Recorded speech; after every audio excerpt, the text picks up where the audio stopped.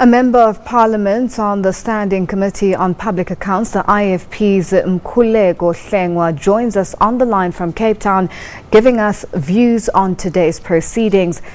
Mkhuleko, thank you so much for joining us. Now, the South African Social Security Agency and the Post Office were advised by the House to sit through the night to thrash out a deal for the social grant scheme before 6 o'clock on Wednesday. What do you expect to come of this meeting? Thank you for having us, and good evening to you and the viewers. Well, we are going to babysit SASSA, SAPO, and the whole process until they mature enough to sit down in a room and be able to thrash out these issues, because we have been dealing with this for over a year now, when the crisis actually emanated after SASSA and the Department of Social Development were found wanting by the Constitutional Court. It is our expectation tomorrow that the details which have been lacking so far must be finalized, because all documentation is now readily available to both parties.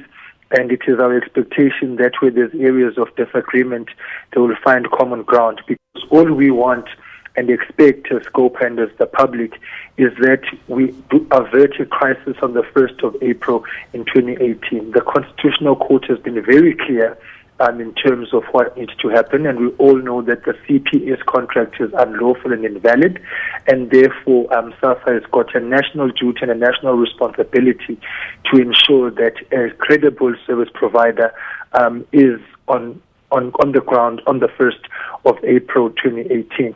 And the Post Office has indicated that they are readily available to do that in terms of an intergovernmental procurement process which Treasury has approved, and the fact that the Post Office has previously dispensed grants, and so this is not a new competence on the part of the South African Post Office. Finally, the independent assessor, which was the CSIR, has by and large almost 98% of all the key indicators of compliance has given the Post Office the go-ahead. Therefore, there's no reason why SASSA at this point in time would want to derail the process or say that the Post Office is not competent when the evidence before us at this point in time indicates that the Post Office can do the job. So tomorrow, expectation at 6 o'clock is that they come and present a clear way forward of implementation in this regard.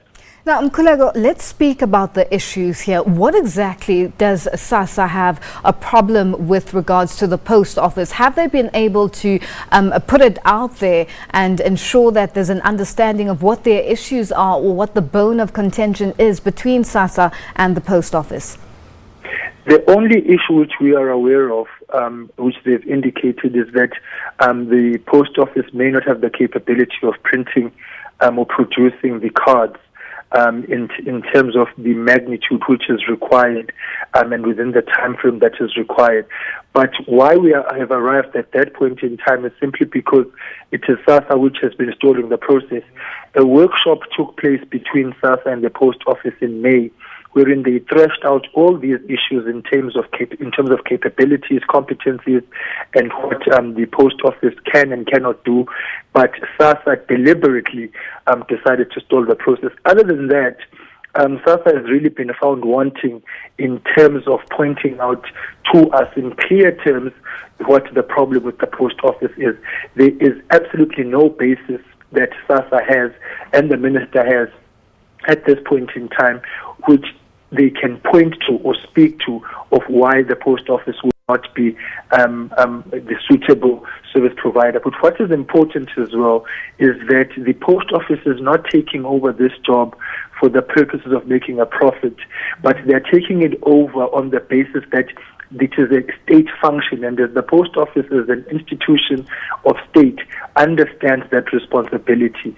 And this will save the South Africans a lot of money, as we know that we've been paying billions and billions of rands to CPS, which is an American-Australian company, and instead we are shipping off billions of rands abroad. So that money which is being spent on the disbursement of grants is going to circulate within the state's own machinery, and thus will be saving money for the public. So there is no basis in any under any clear terms that SASSA can say that the post office is not capable. And tomorrow it is precisely for that reason why we want this clear program of action, of implementation, because we are convinced that here it's just a matter of personalities, it's cheap politics and an absence of political will to do the right thing, which is to ensure that this process does not collapse like what happened on the eve of the 1st of April this year. Mkhuleko, thank you so much for joining us. We look forward to this developing story where tomorrow at 6 o'clock, I guess the Commission or the Parliamentary Commission will know exactly what the way forward is between SASSA and the South African Post Office. Thank you so much for joining us. We'll have to leave it there for now. Thank you.